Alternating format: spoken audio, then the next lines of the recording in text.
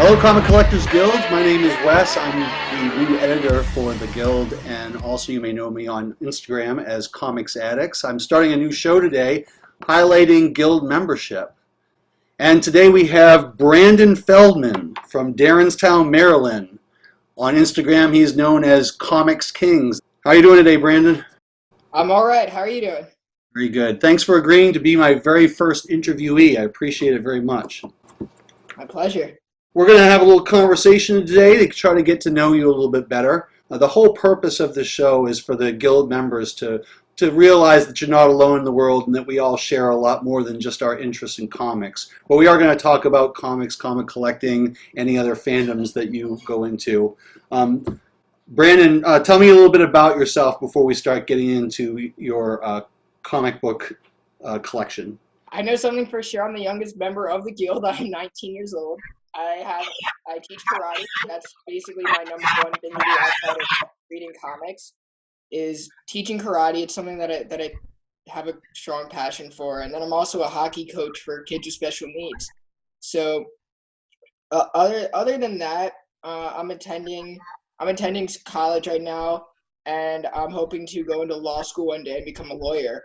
I've interned at the state's attorney's office and for Maryland, so I've done a lot of work with that so far. So I'm excited to see where that career takes me. It's very ambitious. So ambitious for such a young guy. Very impressive. Okay, so you're relatively young. Tell me a little bit about your journey into collecting. How did you get started?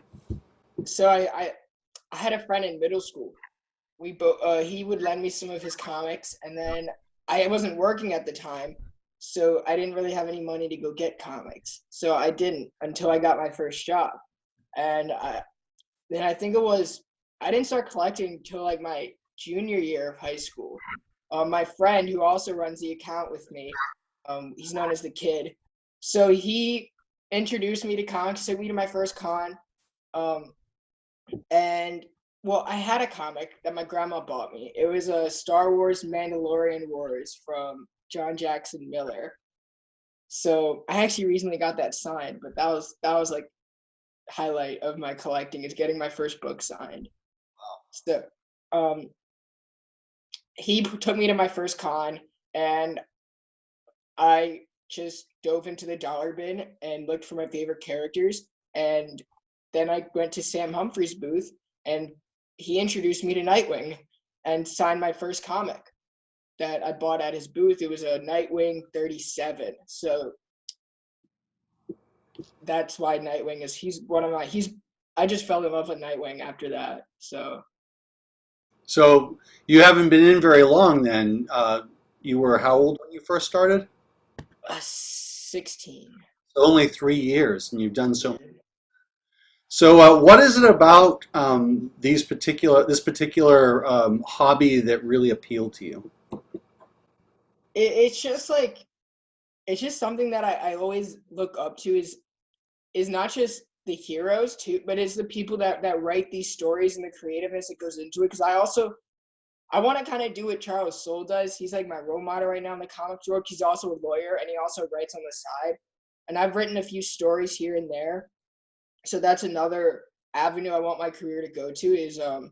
But in today's world, writing short stories or writing novels don't take you that far. So I don't want to like put all my money in that right now. I've actually done a lot of thinking about that. It's a lot of fun. So I really look up to Charles Soule and people like that who tell these stories of our favorite characters, and just like the creativity that goes into it. It's just a lot of fun because you can have like a character like Spider-Man being alive for what, 75 years now, 80 years, something like that. The first Spider-Man one I think was like in 1963, and I was born in '67, so I'm not 70 yet. It's cool too that I guess my favorite part of collecting is when I have older comics, because I love older comics probably much more than the current ones. So when I take them to cons to people like Alex Saviuk or John Betty or Mike Zeck, they're like, "How did you get your hands on this?" And it's a lot of fun. That's another one of my favorite parts of collecting is the hunt and taking them to cons and just talking to people.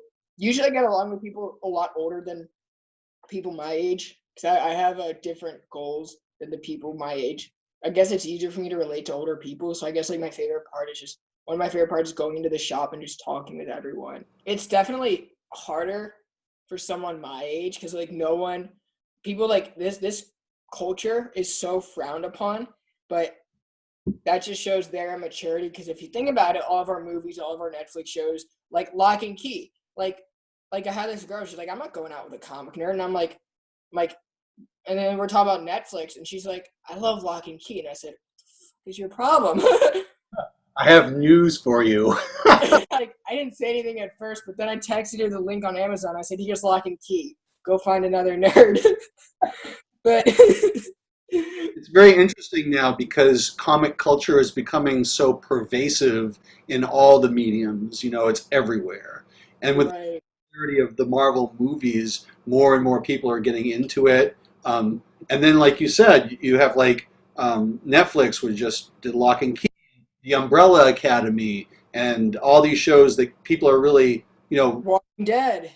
yeah, they're really like into, and then they look down their nose at collectors. They're like, oh, wasting your money on comic books, um, And like, then you're like, I have the first Walking Dead issue. This is where Walking Dead first originated. They're like, oh, what? and guess how much I could sell it for. I said, guess how much you're not touching it. So here's something that a lot of comic book collectors deal with, and that's the whole idea of slabbing or preserving books. What's your feelings on that? I go back and forth on it. Of course, if I get a signature from Roy Thomas, I'm never touching that thing again because he's the next thing to Stanley that we have.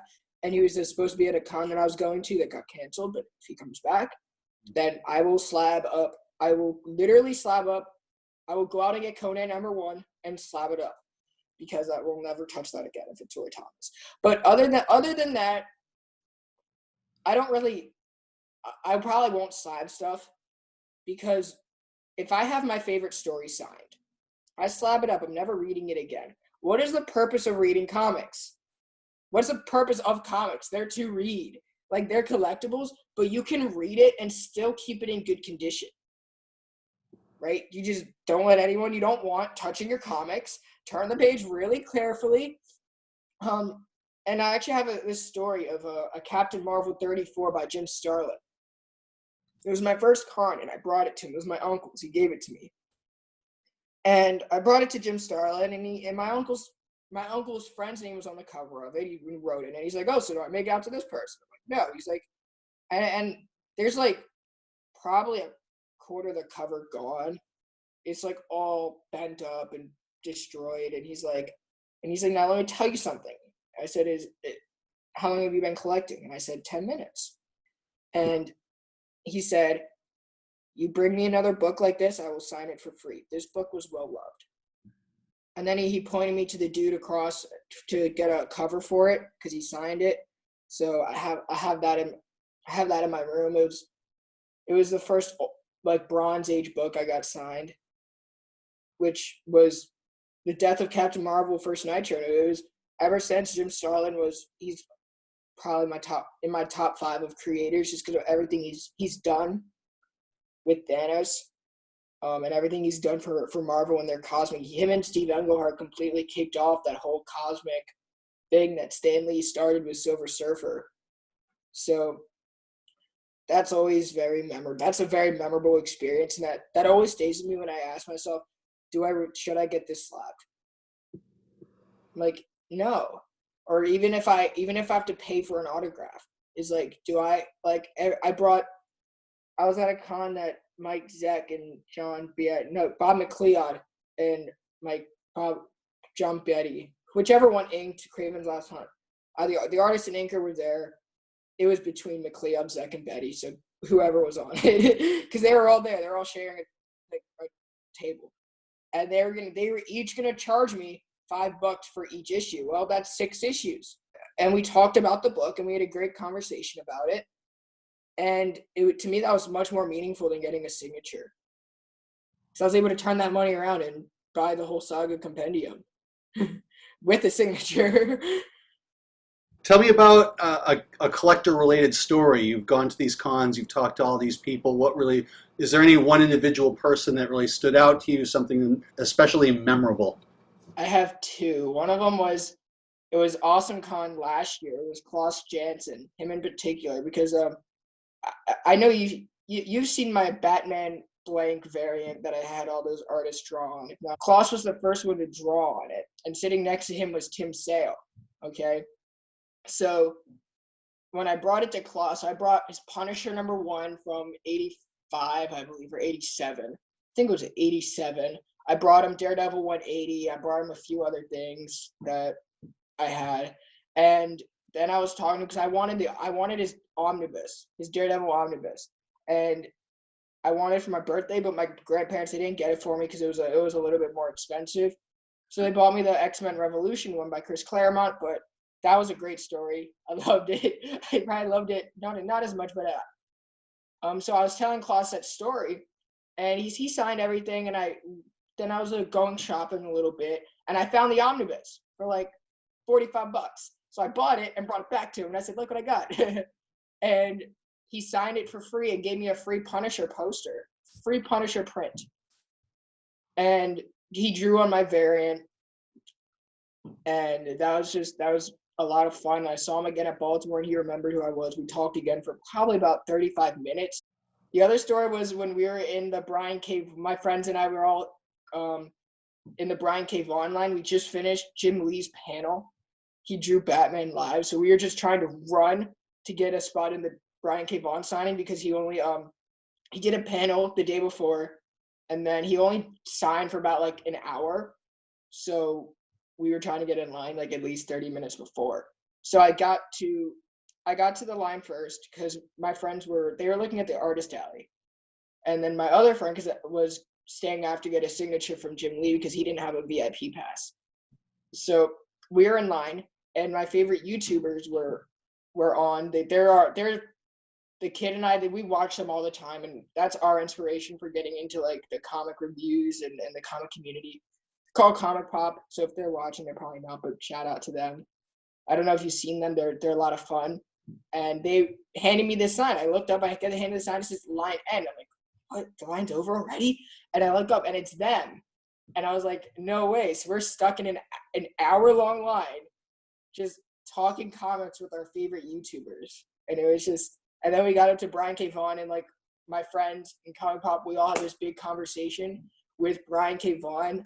And it was just, and then when he signed our Saga compendiums, and it was just, that was a big highlight too, because it's like we all shared a love for the same story. We're all like excited to get it signed, and it was just awesome. It's an amazing story. That's really cool.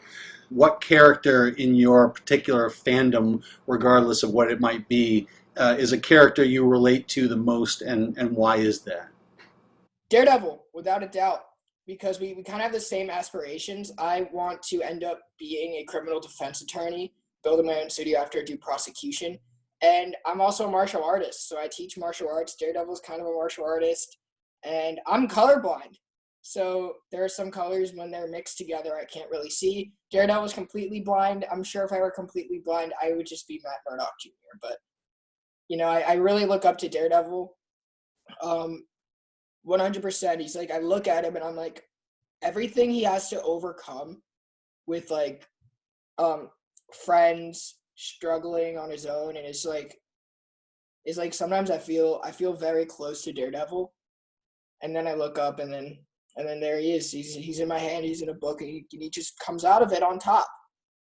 Even when he's alone, he finds a way to get through it, and he's very smart. And people don't really see that part of him. He's a lot of insight. People look at him from the outside and they're like, "You're immature. You're blind. You can't do this. You need help." And same thing. People look at me and they think I'm immature, mostly because of my comic reading, or because I could just ramble about superheroes every day. But when people actually have a one-on-one conversation with me, they're like, "You have a lot of insight for someone your age. Like you're 19 and you're talking like you're in your 30s. Like you've experienced like 20 years of your life, more than you actually have." So I guess that's why I look up to Daredevil the most. What did you think of the Netflix show? And oh my gosh, that was awesome. If that were to copy and paste itself into the MCU, I would love it. Like, there have been rumors of them bringing Daredevil into the MCU, and if they do that, I want them to use the same actor. I hope they learn from DC's mistake of bringing in the wrong Barry Allen. Right. So you say you go to a lot of conventions, clearly. Do you ever do any cosplay? I want to once I get the money for it. Right now, I'm still building my collection. I have a friend that does a Jean Grey cosplay, so I'm hoping I can do Cyclops, even though I haven't had an appreciation for Cyclops until recently because Francis Yu is back drawing him. But I guess it's like when I first got introduced to Cyclops, it was through the movies, and I didn't like the way they did him. So I guess now when I go back into the comics, I'm like, okay, I dig you. Even though Claremont didn't really like you that much, I like the way other people enjoy your character. Um, so I would do Cyclops. I do Nightwing. If there was one point in time whenever I try to grow a beard, it comes in like all patchy and scruffy. So I might try to go with Wolverine.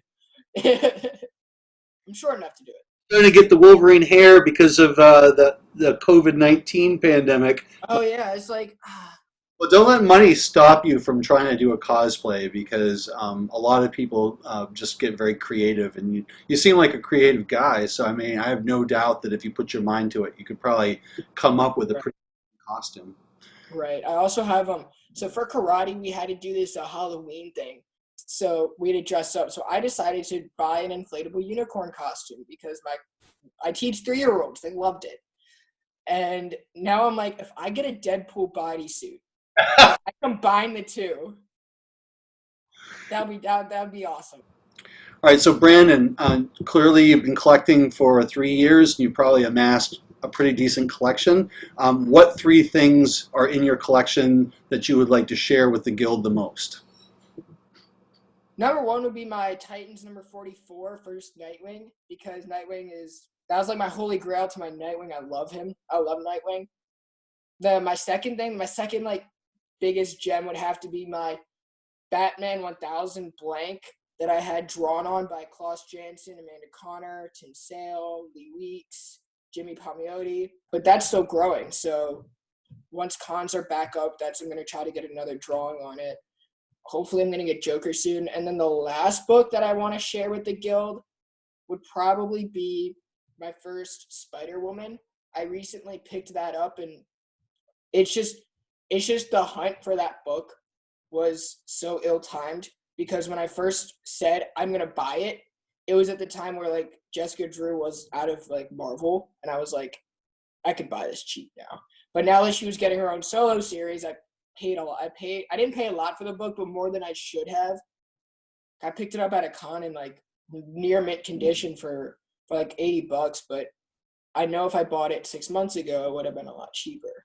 So you say that you are interested in being a lawyer. You want to go to school for that. You teach karate. You work with kids. What other things do you do besides collecting and those things that you've already mentioned? What other hobbies do you have? I like to write my own stories. Um, I just like to write sometimes. I have ADHD. You've probably seen from some of my shows. I would just be like talking about something, and then I'll just start going the other direction. So writing allows me to slow down everything. It's like my mouth moves 10 times faster than my brain. So when I write, it's like everything is coming together. It's like my mouth is shutting down. It's just everything that I want to say, that I want to take the time to say, will just come out. And it's just so unique because people have told me that I'm a very talented writer, and it's just something that I love doing. I need to make more time for. So that's You have time now, that's for sure. I have so much time. This is a question that some of the, Jake, right? Uh, Yes, Superman. this is a question he wasn't sure about. So, do you have a collector moment that you would think is a little embarrassing to I share? can think of three. So at my first con, um, I didn't know anyone because I was new to comics, and my friend and I are talking to Josh Williamson, Okay, now I kind of had an idea who he was because he had a Flash shirt on and he had Flash on his table. So like, hey, Flash, pretty obvious. And then this dude comes around and the kid, his jaw just drops. And he's like, oh, Mr. Jurgens, so nice to meet you. And then I said, Oh.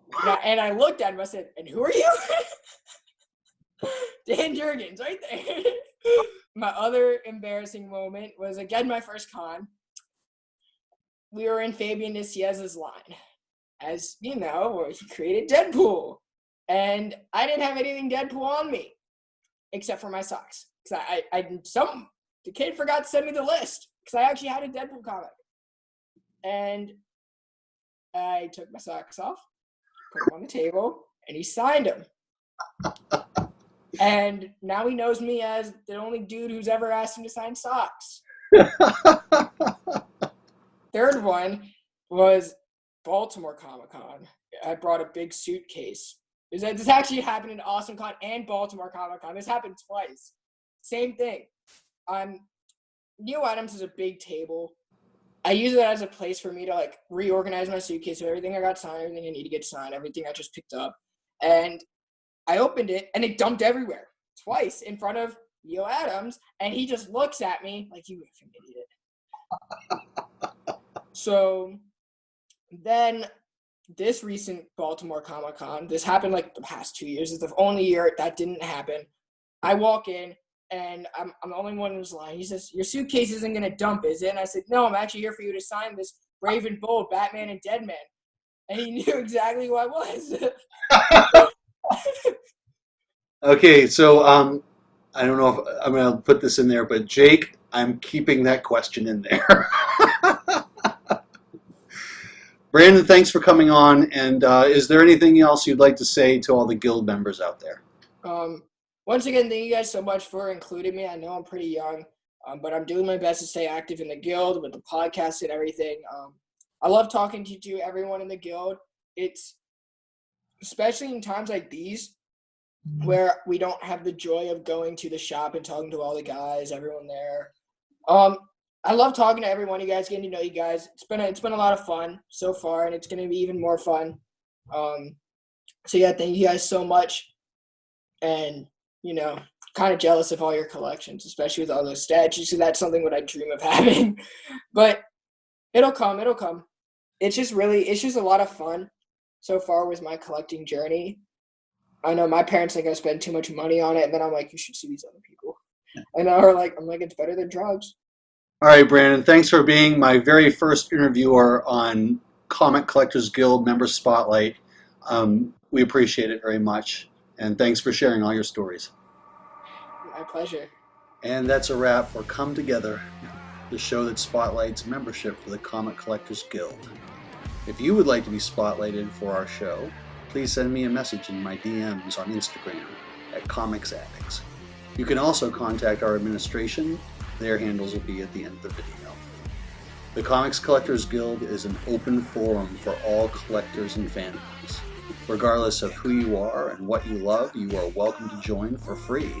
It doesn't matter if you are a lover of cosplay or if you're an artist, writer, inker. If you love Doctor Who, manga, Lord of the Rings, anime, just contact one of our administrators for details. All are welcome to join. Please consider subscribing, leave us a like or a comment down below, and we'll see you next time.